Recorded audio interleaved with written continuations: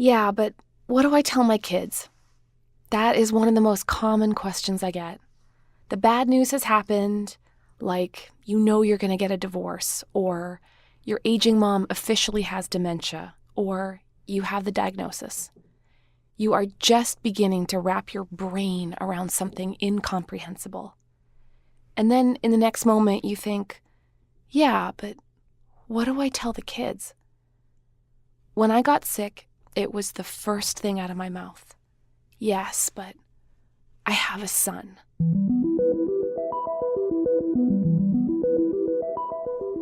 Zach is 5 years old now and is approximately 89% puppy with glimpses of dinosaur and ninja. And my health is relatively good right now. But the question is the right one. Now that we know that the world is hard and that bad things happen, what do we tell our kids? How do we prepare them for a world that we can't always protect them from? I'm Kate Bowler, and this is Everything Happens.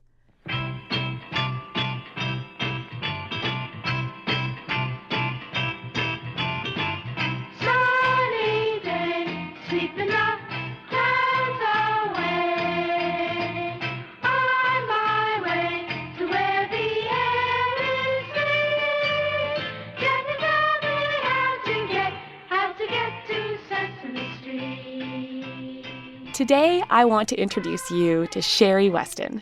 Sherrie is the president of Global Impact and Philanthropy at the Sesame Workshop, where their goal is to help kids grow smarter, stronger, and kinder while tackling real-world problems.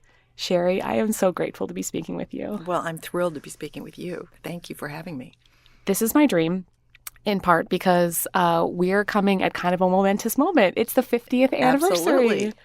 I think generationally, it's so important. We all grew up with Big Bird and with Elmo, and I'm just wondering, can you tell us, how did this all begin? Well, the origins of Sesame Street are actually a wonderful story.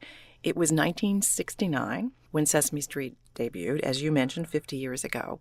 But it was during the 60s and the war on poverty, and there was a real sense and understanding of the need to help children with less advantages arrive at school ready to learn. And Joan Gans Cooney, who is the founder and creator of Sesame Street, the co-founder, had a brilliant idea that television could be used to teach.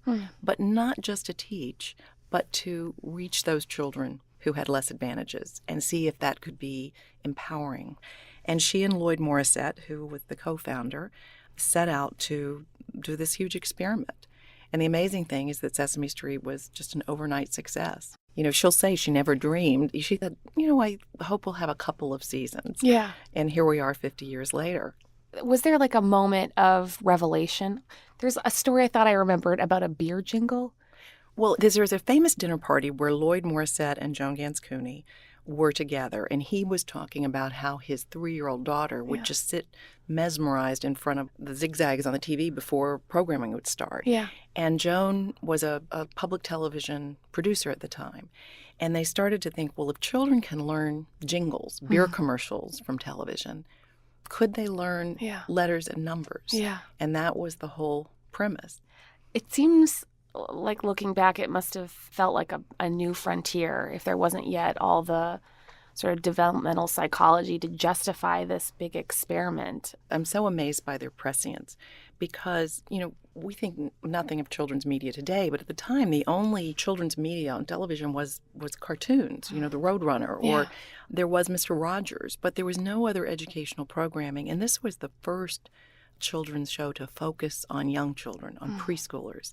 And they brought together Harvard University educators, incredible creative producers, the likes of Jim Henson for the Muppets, to create this model where the education would be hand in glove with the entertainment. And that curriculum, we still to this day, 50 years later, you say that our mission is to help kids grow smarter, stronger, kinder, which is true. It sounds like a clever tagline, but it's absolutely baked into everything we do. It's a whole child curriculum. For children to thrive, they need smarter in terms of the academic basics, literacy, numeracy, stronger in terms of resilience, coping skills, health, and then kinder in terms of acceptance of differences and and empathy and understanding. And this was the first show to have a multiracial cast. Wow. They wanted children to be able to see themselves.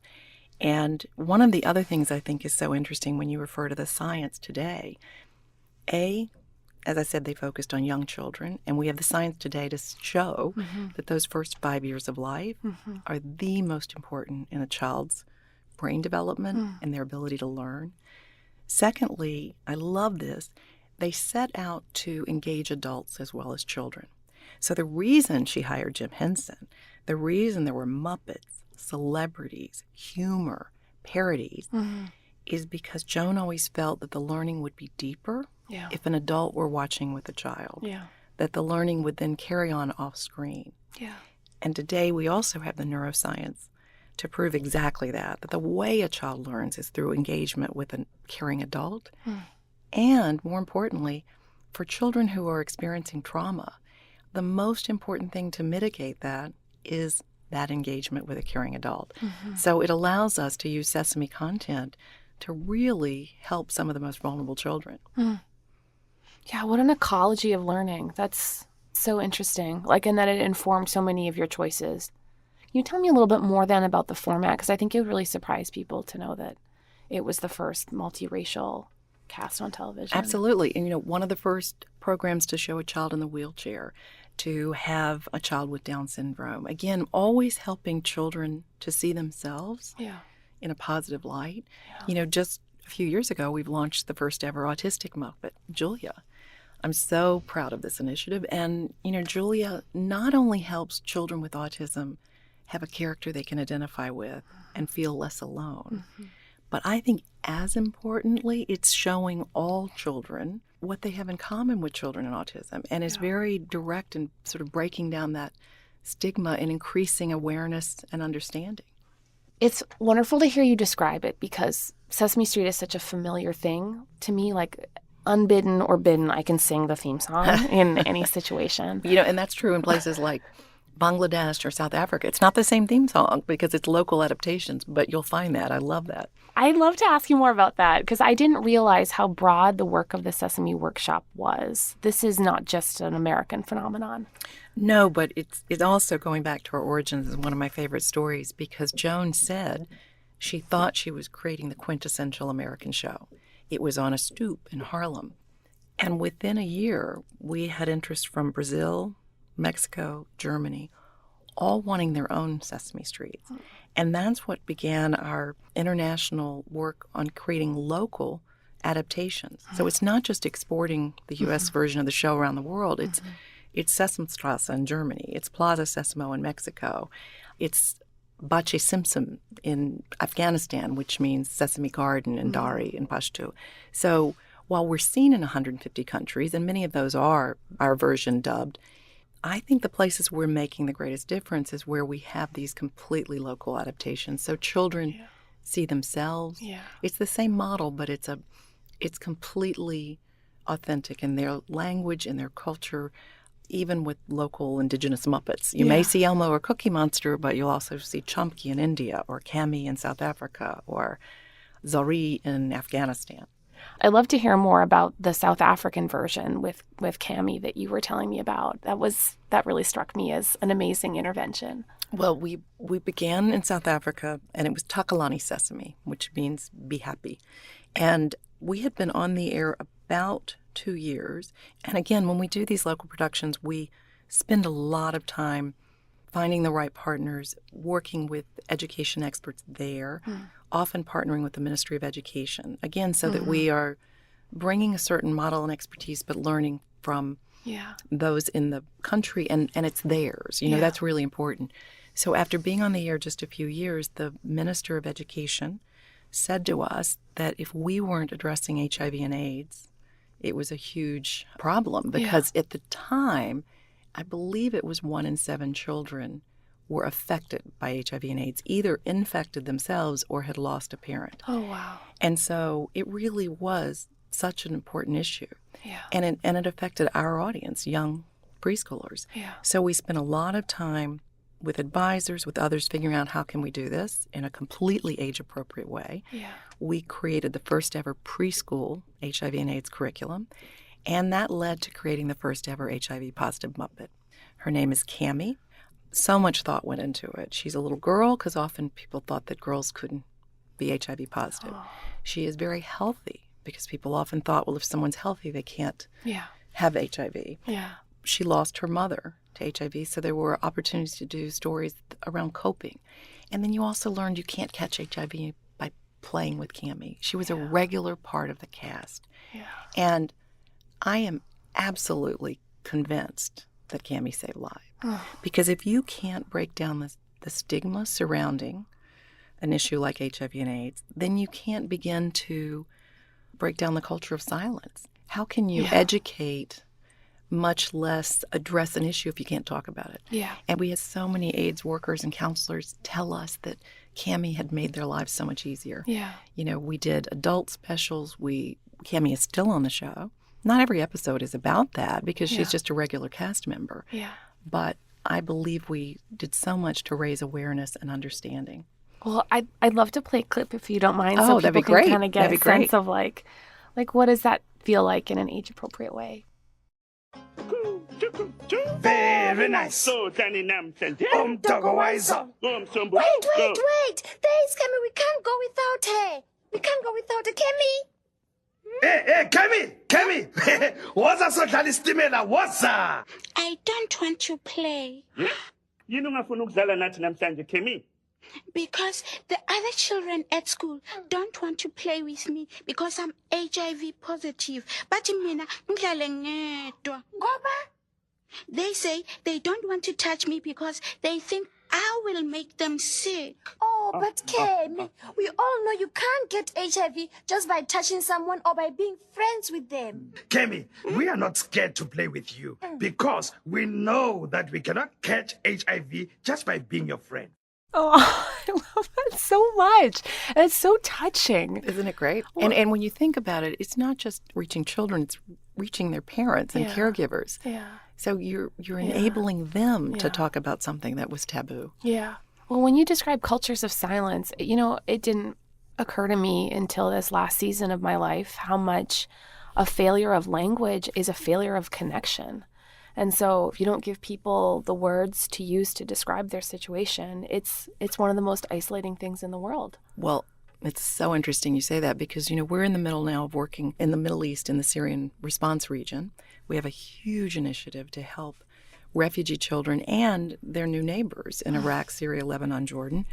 And one of the things we're learning from all of the research and advisories in the region is the biggest need is curriculum to give children those tools and the language to express emotions. Yeah. Because they've experienced so much trauma, and if they don't have that ability to talk about it, to express it, you know, they act out in other ways. Yeah. People think of the academics or literacy, numeracy, but without the social emotional skills, children aren't able to learn and to thrive. Yeah, and to build the connections they might need if they're in an isolating situation or they find themselves in a new community where they suddenly have to be transplanted. Well, we were just in advisory in Chicago talking about young children who experience trauma because of gun violence. It's really devastating, quite frankly. Yeah.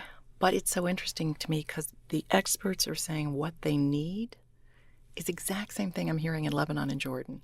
So whether a child is displaced or a refugee or they're experiencing homelessness here at home or traumatic situations like gun violence, the needs are the same in terms of what you need to do to give your children the comfort, the skills, and the language needed to address how they're feeling at a very young age. You had this other kind of amazing, I don't want to say experiment, but you had this amazing one in Afghanistan that I'd love to hear about. Well, in Afghanistan, this is a country with 5 million children under the age of 5. And we know that girls are disproportionately left behind, not allowed to go to school. It's a huge issue. So in our local production, because girls' education and gender equity were big curricular goals, we made sure that the first Muppet that we created was a little girl named Zari. She wears her hijab and her school uniform proudly. She loves to go to school. She loves to play sports. We created a little brother, Zirak, so that we could also model a young boy looking up to a girl. In the live action pieces, we'll show a father helping get his daughter ready for school. So what I love about this, you're still teaching the academic basics, but we are modeling for young boys it's okay for girls to go to school. We're inspiring young girls at an age when they're forming their sense of selves and possibility. And, you know, with Sesame, research is a huge part of what we do. And so in Afghanistan, we've tested attitudes of gender equity. And little boys who watch test 29% higher on gender equity, saying they think it's fine for girls to go to school. And that's what we have to be addressing, both girls and boys. And the other thing I love about Afghanistan is we also had qualitative research among parents. And this is a country where about 70% of the audience is watching with an adult and caregiver. And we found again and again, fathers said that the reason they had changed their minds about permitting their daughters to go to school was because of watching Bache Simpson. To me, that's huge. I mean, talk about planting the seeds for societal change. And my theory is, you know, I'm not going and telling someone you should send your daughter to school. But because of it's a children's show, I think it's non-threatening. And yet we're modeling this. They're seeing it in those live action pieces. They're seeing Zari. They're seeing their children respond. And I think that's a huge opportunity for Sesame to make a difference. And kind of unbelievable that something so gentle can make such a dramatic intervention. I agree, but I also think we've had a long history of being able to tackle really tough issues from the lens of a child. In part because Sesame Street is so trusted, you know, we're always putting the needs of children first. That's why we're here. Also because I think these characters are universally engaging, right? I've been in refugee camps with Elmo, and you know, you can't imagine how children connect with these characters. And I do think that, you know, that was one of the things Joan was surprised by. You know, she realized the Muppets had this universal appeal. And they become powerful role models for children and sort of trusted friends. So they really can have influence over young children. And that led you, I mean, as a project to make some pretty bold decisions about how to do curriculum in the States too. I'd love to hear about some of the sort of harder issues that you all decided to tackle. Well, you know, the history goes back to when Mr. Hooper died. If you grew up watching Sesame Street, so many people remember this. But what happened was the actor playing Mr. Hooper literally died. And, you know, I think a lot of shows you would have recast him. And Joan will say that they weren't certain what they should do, but they really felt they should address it head on. And they chose to deal with it directly. And there's an incredible episode where Big Bird is told, no, Mr. Hooper died, and he's not coming back. Say, where is he? I want to give it to him. I know, he's in the store. A Big Bird? He's not in there. Oh, then where is he? Big Bird, don't you remember we told you? Mr. Hooper died. He's dead. Oh, yeah, I remember. Well, I'll give it to him when he comes back. Big Bird, Mr. Hooper's not coming back. Why not? Big Bird, when people die, they don't come back. Ever? No, never. Why not? Well, Big Bird, they're dead. They can't come back. Well, he's gonna come back. Why, who's gonna take care of the store? And who's gonna make my birds eat milkshakes and tell me stories? Big Bird. I'm going to take care of the store. Mr. Hooper, he left it to me. And I'll make you your milkshakes, and we'll all tell you stories, and we'll make sure you're okay. Sure, we'll look after you. Oh.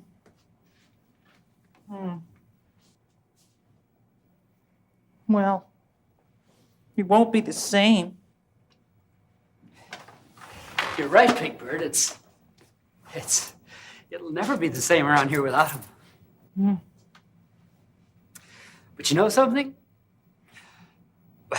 We can all be very happy that we had a chance to be with him and to know him Yeah. And to love him a lot when he was here. Yeah. And Big Bird, we still have our memories of him. Oh, yeah. Yeah, our memories. Right. Why, memories, that's how I drew this picture. From memory. Good, Yeah. And we can remember him and remember him and remember him. Much as we want to. There are so many honest things that happen in that moment that kind of blow me away. Like when they say no, never. Like there's a finality to it. Right. And then just leaving enough space where you can breathe into a terrible reality that sometimes you have to repeat for a kid who doesn't always land on it. Well, it's so important to be honest and concrete with children. I mean, I remember telling my son that we were putting our dog to sleep and, telling him for weeks, you don't have to be there in person, but you can if you want. And then, when he decided he wanted to be there, he said, yes, I do, but when are we going to wake him up? And I realized, okay, you need to be able to say he died or, putting to sleep, passing on. Children don't have the same understanding of those terms. And it's so important that we are honest with children. But you notice also how they then talk about, but we're all here for you. Yeah, those little things. Those are so important to be able to emphasize that you're surrounded by others who love you, and we always have our memories. And, there's so many lessons in that. It was so dumb, but this last weekend, Zach had a snake for one day that we found in the yard, and he named him Slid. And then Slid was the unfortunate recipient of care, and we were trying really hard to teach Zach to be gentle, but Slid passed away, which was so terrible. And then you have to say he died. Yeah, and then we did. And then we had to say he died. And it was so bad because I kept stumbling, and I realized how emotional I was getting because I feel like I'm always practicing. Like, how do I be the kind of parent who says the hard thing in case the hard conversations have to keep happening in our family? And so to be like, oh no, he is not sleeping. Slid is dead. And then, yes, we can bury him. Yes, we can say a prayer for Slid. But no, he is gone. And there was so many, we had to return to it so many times. And it was funny how much practice it was for me saying the words as it was to just watch him try to learn the categories. Right. Because you think you have it, and then all of a sudden you're saying Slid has gone to a better place. Right. The other issue that I thought you tackled head on was homelessness. We have a program called Sesame Street and Communities where it's not just the show, but we'll create content, and we work with partners on the ground who are reaching out to vulnerable families and children. And we provide them with the content and training and tools, and we learn from them what they need more of. Content on helping children deal with a parent who's incarcerated, helping children who are experiencing homelessness. Yeah. I mean, you can't believe it's 2.5 million children in the U.S. are experiencing homelessness. Well, let's listen to that clip because I thought that was a really touching way to get at it. I'm not sure I want to paint anymore. Doesn't really feel like a rainbow kind of day. Lily, Elmo and I are your friends, and we're here for you. For anything you want to talk about. Yeah. Anything at all. Lily, sometimes when Elmo talks about his feelings, it makes Elmo feel better. Well, it's just that, my bedroom is purple, and purple's my favorite color, and it reminds me of my bedroom. And, we don't have our own apartment anymore, and we've been staying in all different kinds of places. Lily, no matter where you are, always remember, the thing about home is more than a house or an apartment. Home is really where the love is. Home is where the love is the most basic and beautiful thing you can say to somebody, anyone in transition. Right. And listen, the other thing I learned from that initiative is to say that a child is experiencing homelessness rather than it's a homeless child. Because otherwise it sounds like I'm defining you as homeless and it's permanent. Experiencing homelessness shows that it can also be very temporary or transient, which is so important. Yeah. Yeah. And also that I mean, so many times in life, we're just trading places. So a label that someone might wear in 1 minute, they won't be wearing in the next. Right. The grace with which you handled these kinds of things was especially meaningful to me because in the middle of my especially terrible season, I got a package from you in the mail, and we didn't know each other yet. No, because I read your book and I was so moved, and I was particularly taken with, I think Zach might have been 2 at the time. Yeah. So I thought, probably Zach likes Sesame Street. Maybe I could send some Sesame Street things. And I didn't know if it would reach you. So I was so happy that it did when you reached out later. And now here we are. Who would have thunk? Well, it was so beautiful. It was so kind to me. And then it also gave me something that I could use, which was this beautiful book called The Comfy Cozy Nest. The Comfy Cozy Nest is like the cutest picture book ever. And in it, Big Bird is having like big feelings. Right. And Big Bird is offered some suggestions of things to do, like have little loveys and stuffies around him or have pillows and kind of like make his own safe place, like his own comfy, cozy nest. And that was so beautiful for me to feel like as a mom, I was giving my kid something that could help him feel safe. And also really struck me as one of the big premises of the Sesame Street project is that you can let kids have big feelings. Right. And it's still somehow okay. Absolutely. And that it's important for them to understand that it's okay. But it did sort of open up a question for me that I kind of feel like I've been waiting to maybe address myself is just how do I talk to Zach about my illness in an age-appropriate, like in an age-appropriate way? It feels like an unfolding question, in part because I feel inadequate to answer it sometimes. People always ask me, like, how do you say it in the right way? And the truth is, he was so little when I was first diagnosed, and then in part because of my personality and also the nature of my situation, so much of it happened kind of off stage, where I could go away and get treatment and then come back and sort of seem indestructible. Right. And I realized that unless I learn along with him about how to do a good job in this, he won't learn unless I explicitly learn to bring it up. So your work really resonated with me because I thought, you really believe that little people can handle the big stuff. Well, yes. Listen, Sesame has an incredible staff of child development, PhDs, and experts. I'm certainly not one of those. But I think in your instance, you were right at 2. That was not something he could comprehend. Yeah. I'm so glad you're doing so well. You look beautiful. People can't see you who are listening, but you look great. But I do think that it's important to be able to say things like, Mommy is still sick, but so many people are trying to help me be well, to get better. You always also want to be very reassuring. And I can't even imagine how hard it would be when you think, I think what you're saying is, what if there's a point at which I have different news? Yeah. And again, depending on the age, it would also be about reassuring your son how many people are here for him, how much he is loved, how much you will always love him. And this is really hard. And I'm not the Well, I always feel like that too when people come to me. Yeah. But I do believe you can be honest and still incredibly reassuring. Yeah. And that's really important. Yeah. At the same time, you don't want to frighten children. You always want to give them that comfy, cozy place. Comfy, cozy space. Yeah. Yeah. Because as a parent, like your body is also a home.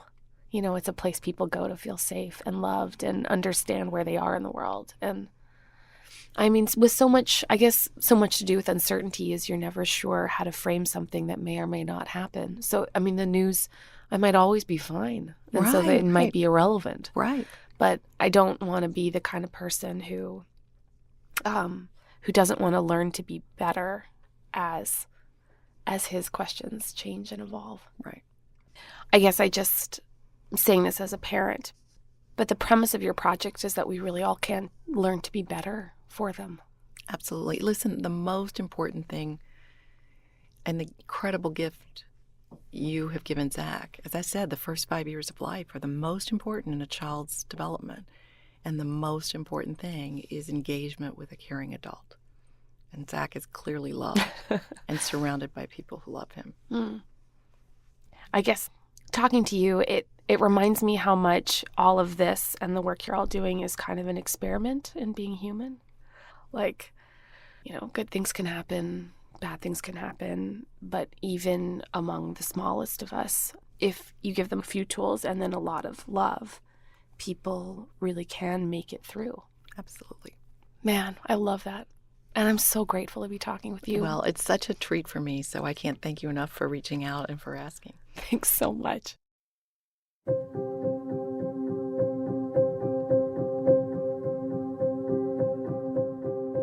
I was dropping Zach off at school the other day, and his very favorite teacher was in the carpool drop-off line. And so Zach jumped out and he said 3 things to her. He said, "I got this haircut.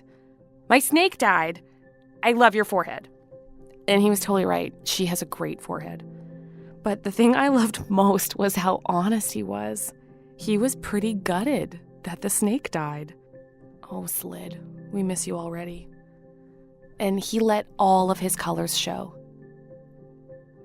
I think everyone is so afraid to tell the truth. But maybe kids are the best truth tellers of all.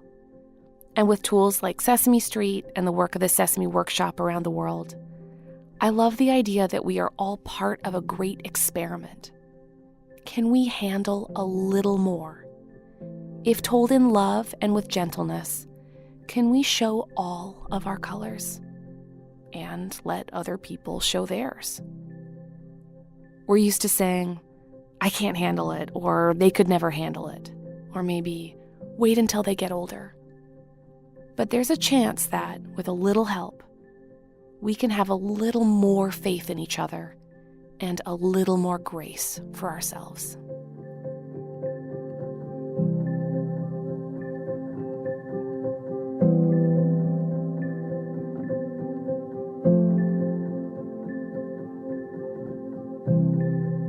This episode is made possible by our incredible sponsors, North Carolina Public Radio WUNC, the Issachar Fund, the John Templeton Foundation, the Lilly Endowment, Faith and Leadership, an online learning resource, and Duke Divinity School. And, of course, my team. Many thanks to Beverly Abel, Jessica Ritchie, and Be the Change Revolutions. I'd love to hear what you think of this episode. Write a review on Apple Podcasts and find me online at Kate C. Bowler. I'm Kate Bowler, and this is Everything Happens.